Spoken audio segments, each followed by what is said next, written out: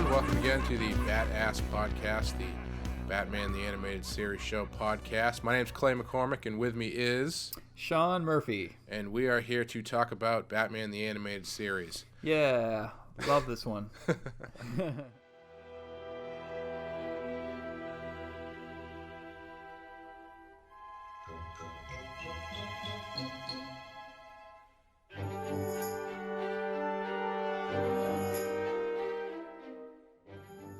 So we got a two-parter this time, so we're going to kind of talk about both episodes in one big chunk as one piece, I guess. We're going to be covering The Cat and the Claw, Part 1 and 2.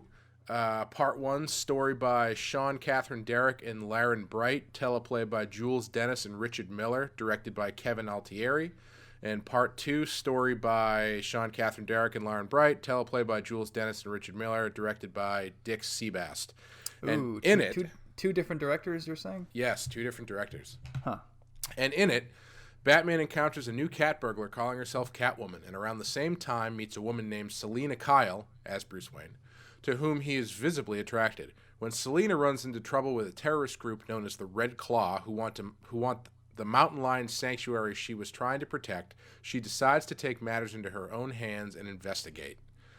And that basically covers both of them. Right. You know, this is one of those ones where, as a kid, I didn't really... It was one of the ones that I didn't really care for because it was sort of a non-mainstream villain, even though it does have Catwoman in it. Red Claw was one of those characters that never stuck with me. No. Was she invented for the cartoon? Yes. Okay. But going back and watching it again, I actually... I don't know how you felt about it, but I thought the first episode was really good. Yeah, I thought it was really strong. Animation looked great. I thought that the sound, like the way, there's something very relaxed and calm about how Batman and Catwoman first meet, and like their dichotomy and the way they play off each other, those actors. I think it's really good. Yeah, definitely. They set up the Batman and Catwoman dynamic really well. Right. And they do it very quickly. Right. And what I found interesting about this one is this is the first, I guess it's not the first, but it's a big name character who we don't get any origin for, who doesn't feel one-dimensional. Right. Like we get a lot about Catwoman in this first episode. I think much more than we got from the Penguin in the first Penguin episode. Right. Much more than we got about the Joker, to even 3 episodes in with the Joker. I think they've handled her pretty well. Yeah, I think this is the best character introduction episode ever. Yeah. Better than Two-Face, better than Scarecrow, better than Joker. They nail her from the get-go. What about Mr. Freeze? Oh, you're right. Yeah, sorry. Boom! Right. Damn it. Watch the episodes. Yeah, man. I always loved how she was Bruce Wayne as a woman, basically. Yeah. She's wealthy. She has her own Alfred, so to speak. She doesn't have Robin, but she has her cat. She's really big into cats, obviously, and she has like a alternative identity. And rather being for the side of good, she's just sort of in the side of selfish reasons. But she's doing things for mountain lions and for, green causes, so to speak, So yeah, I think that's a really good way to make her sort of a villain, sort of good guy, and at the same time Batman's attracted to her, so what's going to happen there? Yeah, I think there's a lot going on with this character just in one episode. Yeah, they, as far as I know, making her basically also comparatively wealthy, I believe is unique to the show. I don't remember that in any other version of Catwoman I was aware of. Right. Doing a very brief background on Wikipedia, it doesn't say really any, unless I missed it. It doesn't say anything about her being super wealthy. Right. So yeah, it's interesting. I'm almost kind of curious why they did that, because I always thought there was something interesting about her being the female counterpoint to Batman, but she's not wealthy, because the origin of her that I know is that she's like a street kid, or basically, Right. who had to kind of, pardon the pun, claw her way up. Right. And I always found that a little bit more interesting. Right. But and I also I found it interesting that they deviated so far from the movie, from Batman Returns, which is coming out right around this time. Like, this Selina Kyle in this show is not the Selina Kyle you get in the movie at all. Right. Yeah, that's a good point. I mean, the costume is extremely different. Yeah, I never thought about it that way. Do you feel? Does it feel weird that she's blonde too? I don't know why, but Catwoman always seemed like a brunette to me. Yeah, when they redesigned her, they made her with black hair. Yeah, maybe that's what season I'm 4. thinking of. Yeah. Yeah, it's funny. I didn't really read the comics until this point, so I had no basis for. I think I saw this before I watched Batman Returns. Right. And right. So to me, this was always the Catwoman I knew first, so nothing really seemed that odd. I felt really upset when they changed her, because I thought this costume was perfect. Yeah, it's really good. When they changed her, she almost looks like a goblin or something, because they make her skin really blue. Yeah. Yeah, it's a very odd change. I think they streamlined it too much, where it was just too easy to animate. There wasn't enough to look at. And in this one, I love the gray and the black. I like how her tail is sort of like a whip, or is the whip rather. Yep. Yeah, she looks good standing next to Batman as well. They're essentially the same colors. Yep. Yeah. Now, looking at the Batman and Catwoman relationship that they do set up here, do you find it do you believe it? Like, I feel like, obviously, again, half an hour show, you got to get to the point in these things, but do you feel like Batman and Bruce Wayne kind of fall head over heels a little bit quickly? Yeah, well, this is for the kids, Clay. I mean, you got to make it, you got to speed it along. Relationships are difficult, Sean. Not to kids, they're not. Yeah, I mean, the question that makes me think of is, how likely is Bruce to ever have feelings for a criminal? Yeah, If he was 1,000% committed to only one thing in life, it seems like he wouldn't let his feelings get in the way of arresting her. Right. Like, but it's lonely up there on the rooftops. Yeah, I mean, his feelings didn't get in the way of arresting Poison Ivy. I mean, I guess there's something. He didn't like her though. He wasn't. That was his buddy's lady. Yeah, that's true. Yeah, I mean, there is something inherently attractive about Catwoman. I can see it easily from Batman's point of view, but yeah, I don't know if he would be so instantly smitten, like you said, if he's so against crime that could he end up falling in love with a criminal? The perfect irony of a character. Right. Yeah, a little too perfect. Or what do you think about her not being interested in Bruce Wayne because she wishes it was Batman on the other side of that door? Yeah, that makes sense. I mean, it's the old Lois Lane and Superman and Clark Kent thing. Yeah. How do you feel about Bruce Wayne whoring himself out for charity? I was going to bring that up because does that exist? Does the idea of the Bachelor auction exist anywhere in the real world? Or is it only in television and cartoons? when after one guy rakes in a lot of money, his buddy gets up and it's just like, boo. Yeah. No, that was Groundhog Day. That's what that was. Yes. Yep. And also double standard, because as far as I know, I've never heard of an auction for dating women. At least not in this century. No. Not legal anyway. Yeah. It depends. It depends where you travel in Nevada. That's true, or in Thailand. Moving on. Yes, moving on. Well, I'll say I love that the auction scene. I think it humanizes Bruce, and I like how I appreciate that he's interested in her as Bruce Wayne. Yes. Yeah. I almost wish that they led in with that, and then when he discovers that she's Catwoman, he's bummed. He's bummed out. But there's still, like, at least he had feelings for her before he knew that she was a criminal, you know? Right. And then he'd be basically fighting those criminals. But to have him to be interested in her from the first get-go, you know? Yeah. And that scene's great because they also do it's a really easy way to establish how in demand Bruce Wayne is and how he doesn't really care about that. Right. You know, and why Selina stands out. Right. Yeah. What do you think about Batman's like mild sexism in this episode where he's constantly like, "What? A girl?" Oh yeah, Girls I'm an can't equal do opportunity crime fighter. Yeah. Red Claw is a woman? Yeah. Well, all right. So I would never write Batman that way because we all know better than that. But if this is 1992 and if you're 11 years old, you almost need to see male chauvinism spelled out, and then they need to address it. And by the end, she's sort of more empowered. So I don't have a problem with somebody saying the dumb guy thing just so they can counter it later. Yeah. That's interesting. I didn't really think about it that way. But if would you choose Batman to do it though? If you had, because Right. I feel like there's plenty of other less desirable characters that you could Right. have do that stuff. Even Alfred. Alfred's a prick. You could have him do it. Right. That's true. He is a prick. Well, I mean, what I never thought of Bruce's or Batman's response to Catwoman being, and I know the line, he goes, "Oh, our new cat burglar's a woman." I don't know. He didn't seem to.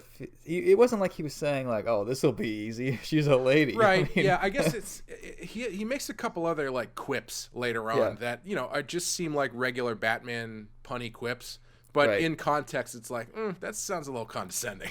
Yeah. Yeah, I didn't pick up on that. I don't know. I'm curious what the examples would be. I can't remember. I didn't write them down. Of course not. Well, I noticed that when Red Claw came in, she hit that drum even harder, where she's like, Oh, yeah. Are you surprised that your new worst enemy is a woman? Ha ha! With giant shoulders." And then Batman's like, "No, man, I will punch you in the face just as quickly as I'd punch a guy." Yeah, exactly. Because he's an equal opportunity crime fighter. Yes, sir. The Batman, he's also surprisingly forward with Catwoman too, because like I think it's the second scene that they're in together. Mm-hmm. He just goes right for the mask. He's just gonna pull that mask right off of her face. Yeah, I thought it was kind of vigilante code. Like, what makes him good and what makes her bad? Obviously, she's stealing, but he's just another person jumping rooftops as well. I mean, why is he entitled to take off her mask and not vice versa? Right. I think Batman has this entitled feel, like Gotham condones what he's doing, but it wouldn't condone what she's doing. Right. I think that sort of brings up something that I wish they had done in this one. I guess they do it in later episodes with Catwoman. So I was surprised that they didn't do it in this one, because I always thought this was a pretty essential part of her character. Was this sort of like line walking Robin Hood type thing that she has, where yes, she's a burglar, but she's a burglar for the right reasons, or she thinks she's doing things for the right reasons, but Right. then she's always but at the same time, she still also just likes to steal stuff. There's Right. like a weird gray area with her. Yeah. That they do more successfully in later episodes, I think. And I was surprised that they didn't lean into that in this one. Yeah, it is an interesting, because she's not quite a bad guy.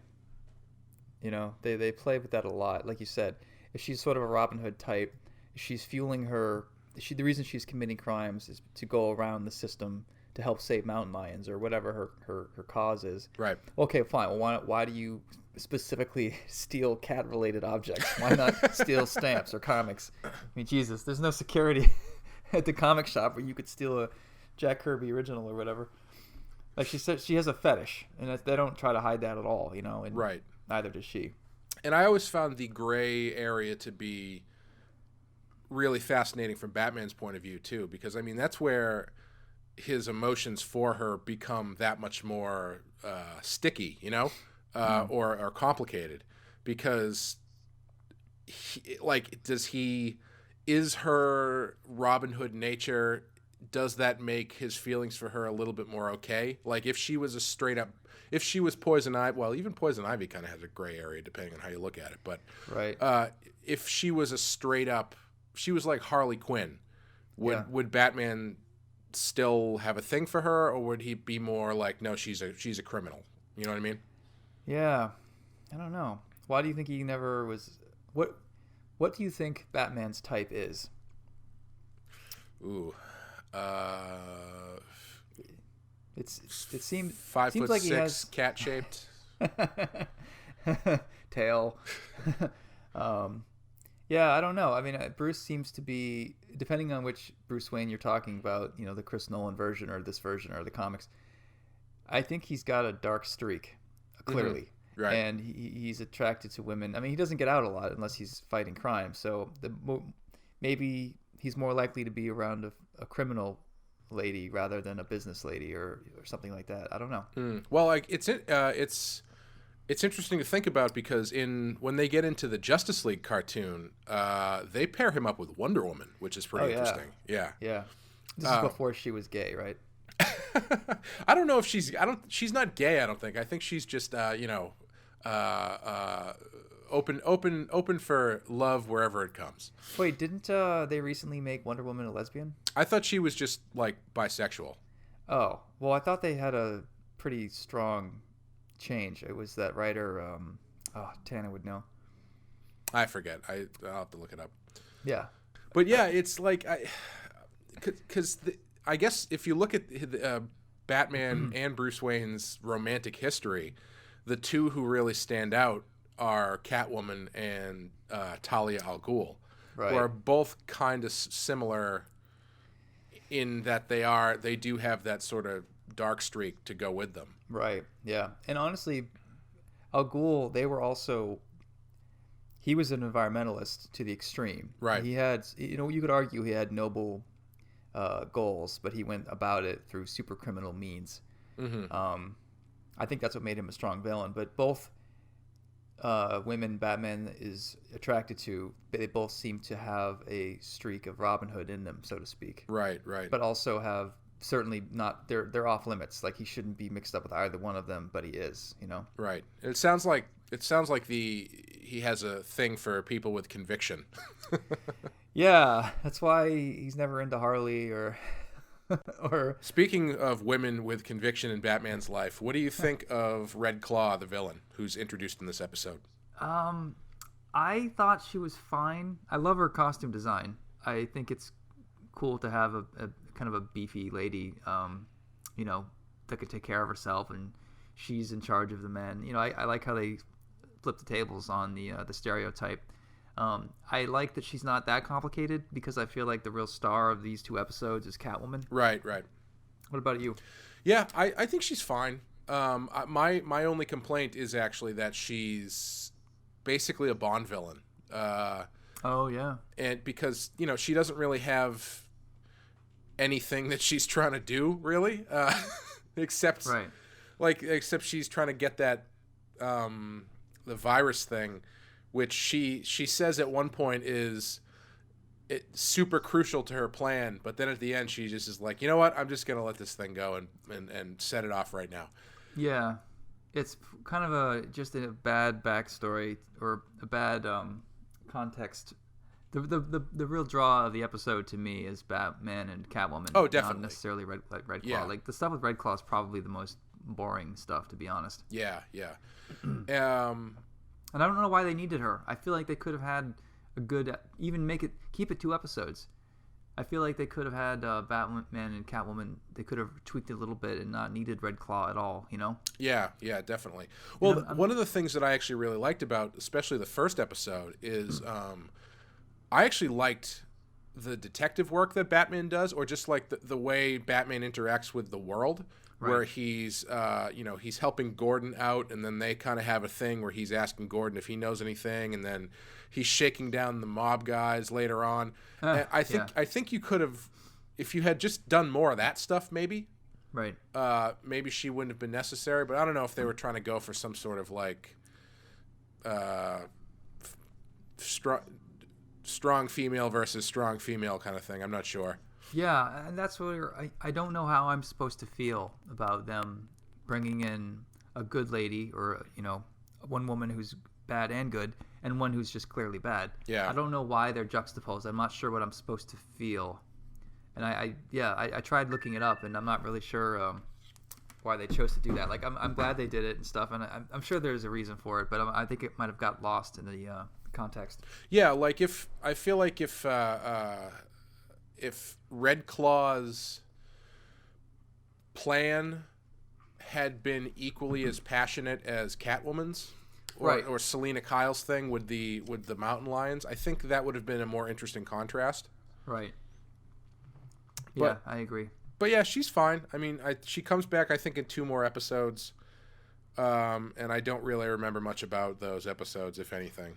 Yeah, and it's funny. I like Kate Mulgrew. I'm a big Star Trek Voyager Oh, that's fan. right. Yeah, it's Janeway. And it's funny. She's always had this Russian accent that she thinks that she can do. and even in some Voyager episodes, she's in the holodeck acting with Tom Paris, pretending to be a villain, and I'm pretty sure she does a similar type of accent. And then again, you have her in Orange is the New Black as a Russian mafioso's wife, or some kind of Russian woman who's in jail. Right. Named Red, of all things. Mm-hmm. And again, she does the same fucking accent. Like, who told her that she was good at it? Because I think it's awful. And I like her as an actress. I just don't think she's good at that.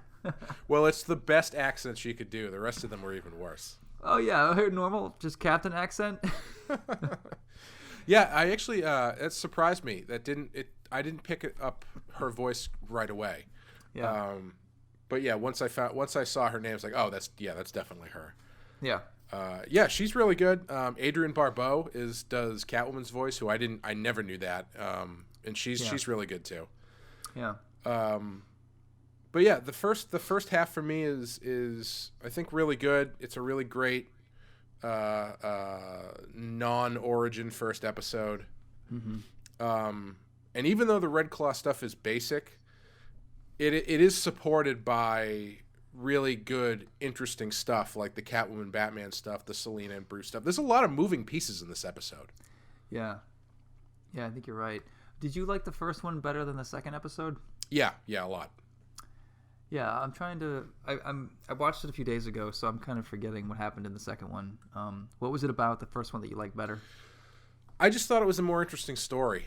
Once you get into the second episode, I don't know if it's a symptom of the fact that these episodes are only 2 episodes and not 3 episodes, so you only have really 2 acts instead of 3 acts. But it always seems like the setup in the first episodes are really interesting, and then the second one is just sort of like, we just got to tie this up, kind of. Mm-hmm. Because the second one is pretty much entirely just trying to stop Red Claw.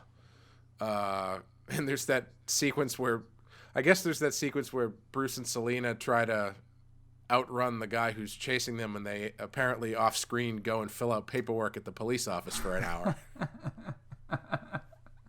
Yeah, I want to see that scene. Yeah.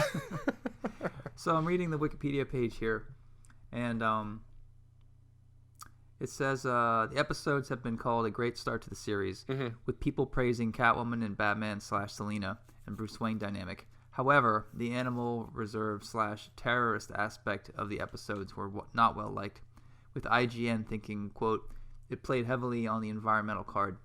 Bruce Timm himself claimed that he was never crazy about the series' depiction of Catwoman, singling out the environmentalist / animal rights activist aspect of the character. Mm.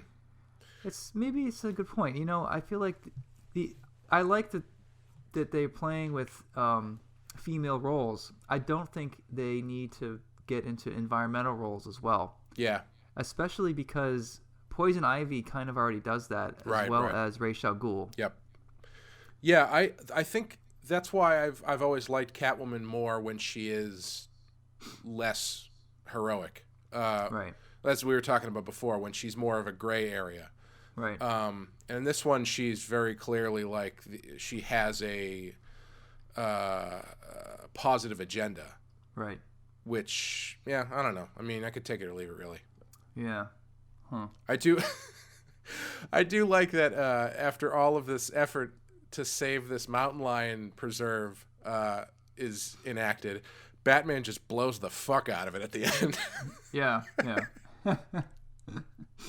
It's a small detail, but I like the piano keys being used as a lock. Oh, yeah, I love that stuff. And I'm always sucker for a miniature model of an evil plan Yep. of any kind. Yep, the city you're going to take over. Yeah. Yeah, that's always a great. That always works. I think. I Yeah. can't think of an instance in which that doesn't work. Yeah.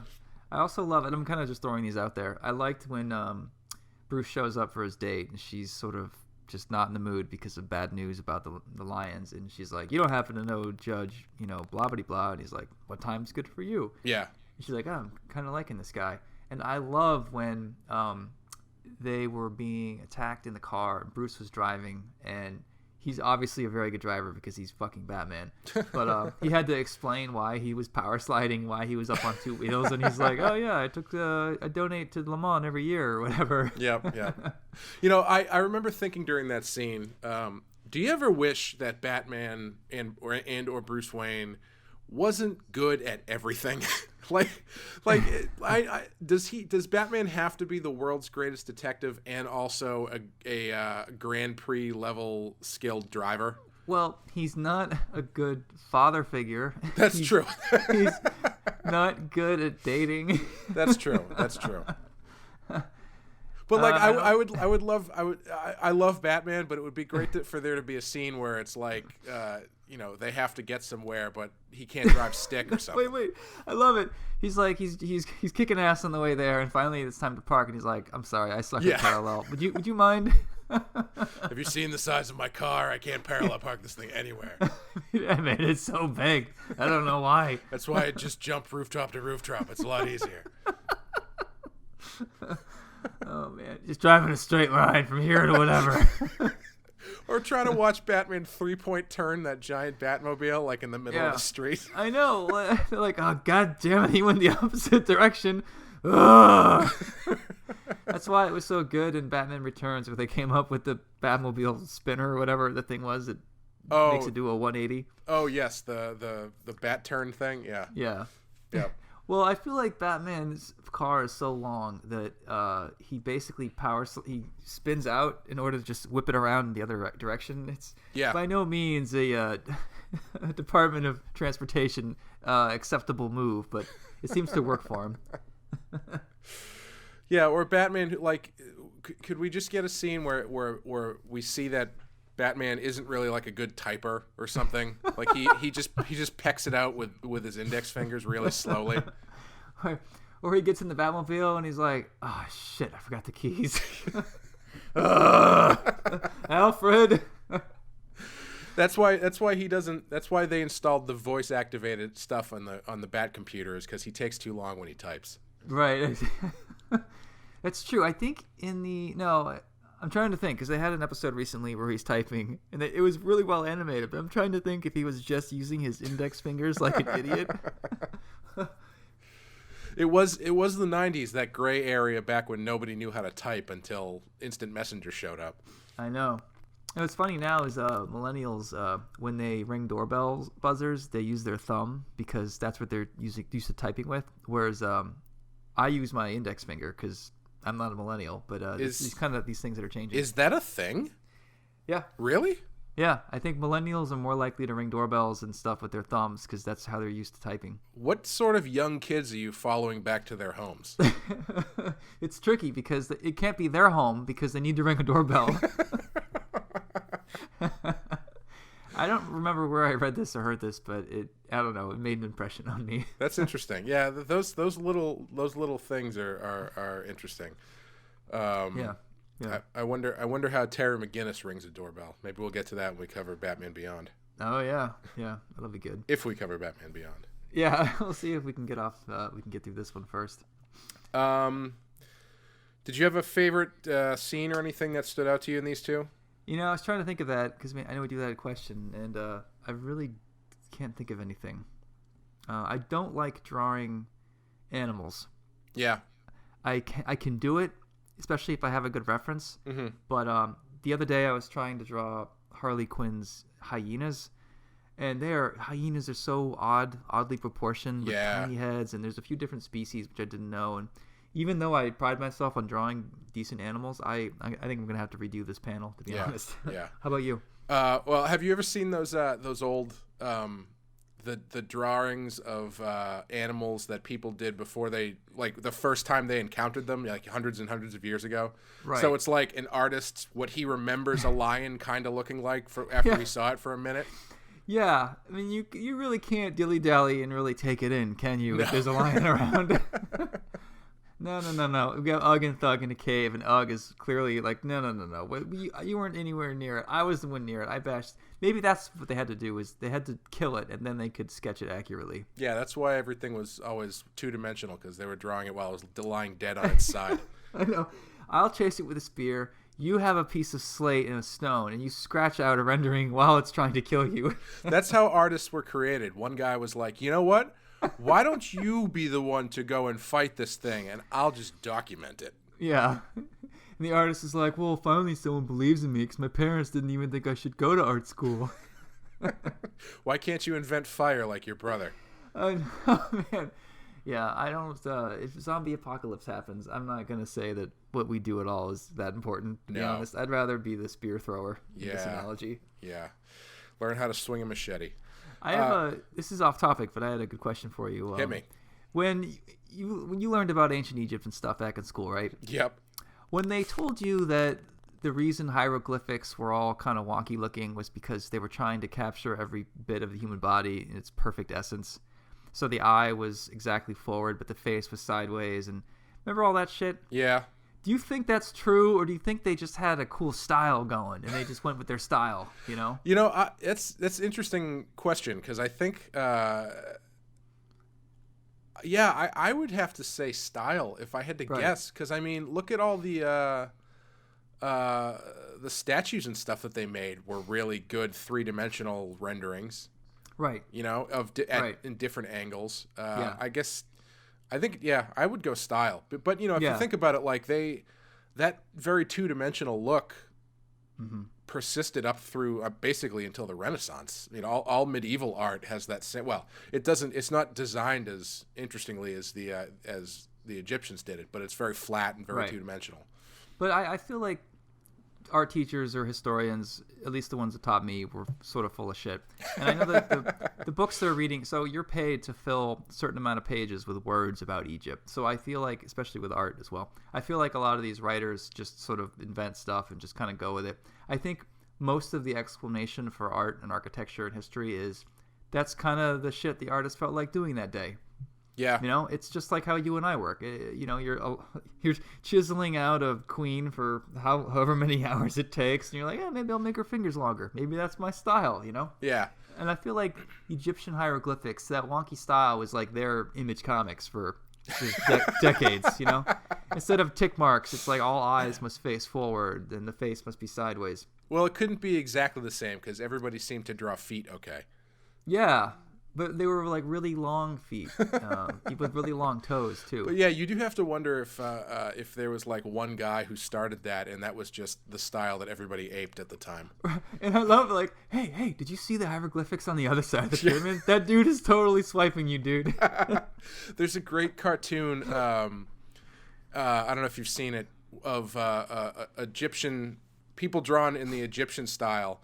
But they're all flocking to this guy who's drawn as in the Grecian like contrapposto stance, because he's like the new cool thing in town. Right. I always thought that was pretty good. Yeah. Anytime I look at that classical art, especially sculptures, it blows my mind, because the first thing I think of is, man, what if you fuck that up? Like, what if you're doing one of those sculptures and you just have like one chisel mark too deep into the thigh or something, like or knock a finger off by accident? What the hell do you do? Do you have to start over? Right. I don't know, man. The other, also when it comes to like the statue of David, the one that Michelangelo did, they say that he made it top heavy to make it look more powerful, but I don't know. I think that he did the top first and he ran out of room for the legs, so he kind of made it a bit shorter. Again, he's human. You do the best you can. I think at the end he was like, it's done. I thought it was so when you're looking at it from below, it doesn't seem skewed, or is that something different? That's what I'm talking about. Whatever their fucking reason is, I'm not saying I'm convinced by it. Yeah, or how they say the Mona Lisa's eyes follow you all around the room. every photo of every human looking at the camera does that. I guarantee you that was not intentional. I guarantee you Leonardo did that and was like, hey, you know what? Her eyes actually kind of follow you. That's pretty cool. I think I'm going to keep that. Yeah. Hey, Leonardo, it kind of looks like you. Is this like you as a lady? He's like, sure. Just people inventing mythology about your own work, and you're like, yeah, sure, whatever. Yep, that's what history does to you. It makes you even more interesting than you ever were. Yeah, I mean, especially since you and I are working on art behind the curtain. I don't know. Like, I'm sure a lot of these people were as cool as we like to think they are, but I'm sure a lot of them were fucking idiots and assholes and just screwed up and didn't want to admit the truth. And I don't know. Well, I mean, I tend to think it's very human. I can't stand. Well, I mean, thank you all for joining us on the Fine Arts Podcast with Sean Clay. Oh, are we going to get into de Kooning? I have some stuff to say about the Dadaist movement. Let me tell you. But I always could never figure out why illustrators in the early 20th century or ever were never considered fine art. Because I mean, if you go back and you look at everything that go back and look at the Sistine Chapel, that's an illustration. Michelangelo was illustrating the Sistine Chapel. Right. It's just it wasn't reproducible, so now it's considered fine art as opposed to illustration. I always thought that was bullshit because those illustrators are just as great painters as anybody else ever was. Yeah. Yeah, like the 60s artist, one guy named Bertie Fuchs. Oh, yeah. Fuchs. He, I think, was way better than Michelangelo or any of the Ninja Turtle artists. Don't tell me that. I mean, you've seen some of Michelangelo's drawings. They're basically, when he drew women, they look like men with female bodies. I mean, the word master is used a lot, and I'm like, I don't know, master is what I would say for some of these drawings I'm seeing, Yeah. I think Bernie Fuchs could kick the shit out of him. The only difference is the 300 years and a lot of mythology. Yeah, and I mean, so many of those guys in that era. I mean, you've got Bob Peake and Robert Heindel and all that. Those guys were unbelievable artists. Yeah. But if you go back and you look at like J.C. Leyendecker or Howard Pyle or any of them, they're amazing painters. Right. I don't remember how we got on this topic. Just Egyptian art and art that's in general. Right. That's right. So to answer your question, I would have drawn the train fight sequence. Oh yeah.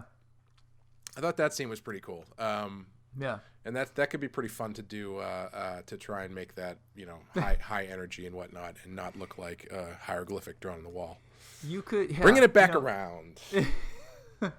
One thing that you could do, I think I do have a scene now, and it's related to what you said. When you said train, I thought, you could do like a fold-out comic where it like has a couple leaflets attached, and you unravel it, whatever, and you see a giant long train spread across your desk.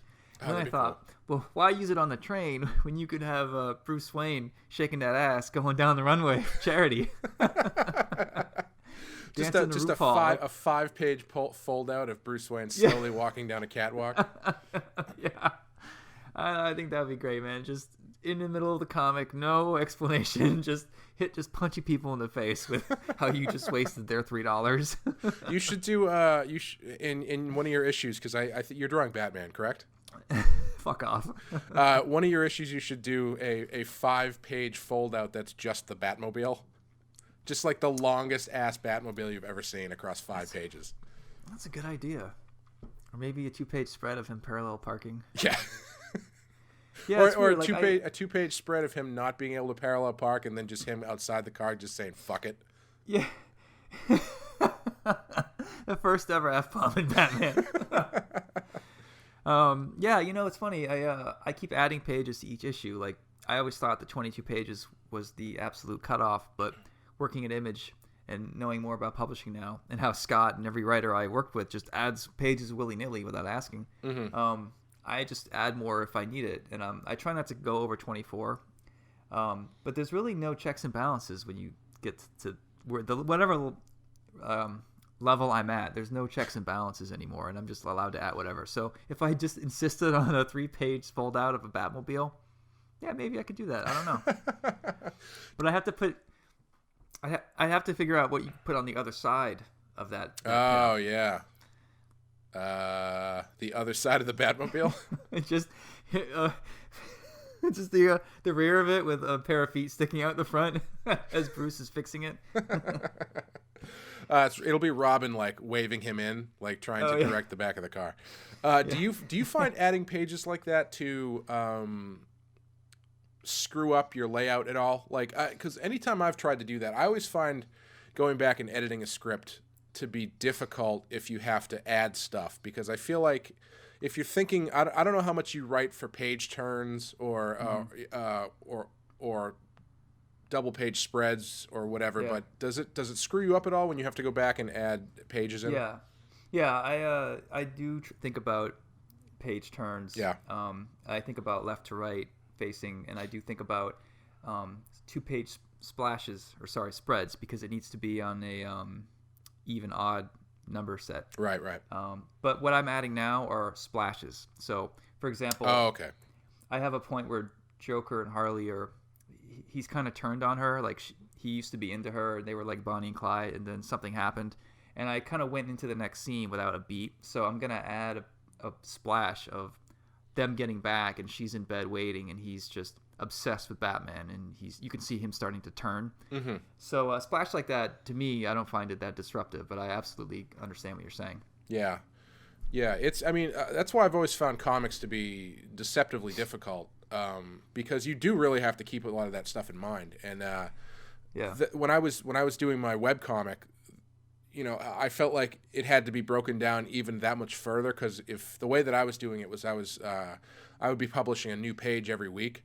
So I would be I'd be thinking about double page spreads, but I'd also be thinking about page turns, but I'd also be thinking about trying to tell not a complete story, but have that single page not feel like like the way that they publish the Phantom in the newspaper, where it's just 2 panels, and the first panel is someone going, "I don't think that's the case," and then the second panel is like, "Watch out!" Tune in next week. To try and avoid that feeling, but also keeping, there's a lot to balance. It's deceptively difficult. Yeah, I think that's what attracts me to the comic book medium. I don't care about event books or superheroes or Superman or even Batman for that matter. Well, all right, I care about Batman because this is a Batman. I should probably not have started it. But I think that there's no correct solution to all these problem-solving tasks that we have to do. Right. You're never going to draw the perfect panel. There's never going to be the perfect solution that shows the guy's face, but you also see the gun in the background. Like, you do the best you can, you shoot from the hip, and hopefully you hit it, 80% of the time, and you move on, But right. That's what I love, is there's never, like Michelangelo, it is possible for him to paint a perfect painting and have it be like, Mona Lisa. But with comics, there's just so many variables, so many plates that you have to spin. Yeah. It's never gonna be perfect. Like, all you can do is try the best you can and move on. Yeah. Yep. So this just in: Sean Murphy doesn't give a fuck about Batman.